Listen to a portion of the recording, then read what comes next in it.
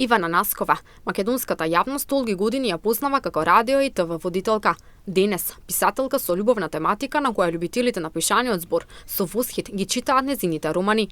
Со успешни романи позади себе, изворидните ликови кај читателите ги будат спомените на едно поминато време, бидејќи секој љубител може да се пронајде во незините страници.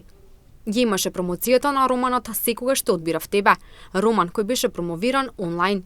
Незините импресии еве како ги опишува Наскова.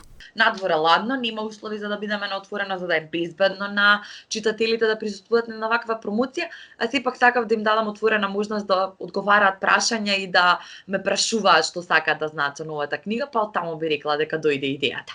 Љубовната тематика е дел од незините романи, длабоките емоции и приказните во нив, љубовните радости, болки, страдањата, кои се тимал на едно созревање, раскажани од женски агол.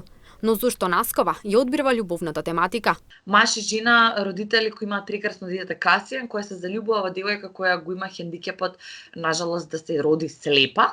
И објаснува приказното околу тоа како вистински луѓето кога сакаат да се среќни, ниту еден хендикеп не може да ги спречи во тоа да живеат нормален живот и да уживаат во благодетите на истиот. И тука се обвива нивната приказна во тоа колку е тешко кога и колку е мачно кога знаеш дека имаш тешка болест, меѓутоа не страдаш и не си во болка само ти, туку и твоето семејство. Таму се развива таа приказна, на оваа страна се развива приказната на Варвара и на Касија, и мислам дека склопено двете заедно даваат прекрасен роман. Пораката која сакам да ми ја упатам на читателите на пишаниот збор преку овој роман е едноставна. Одберете среќа, одберете го на што вие го сакате. Изборот е ваш и тоа што ќе го одберете, нека ве прави среќни и нека ве исполнува, вели Наскова.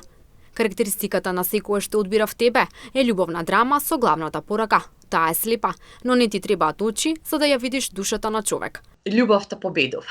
Најглавното нешто е, го карактеризирала како љубовен роман, бидејќи љубовта победува, но исто така и една драма со бидејќи елементи на фамилиарни проблеми и дилеми кои се појавуваат во многу семејства,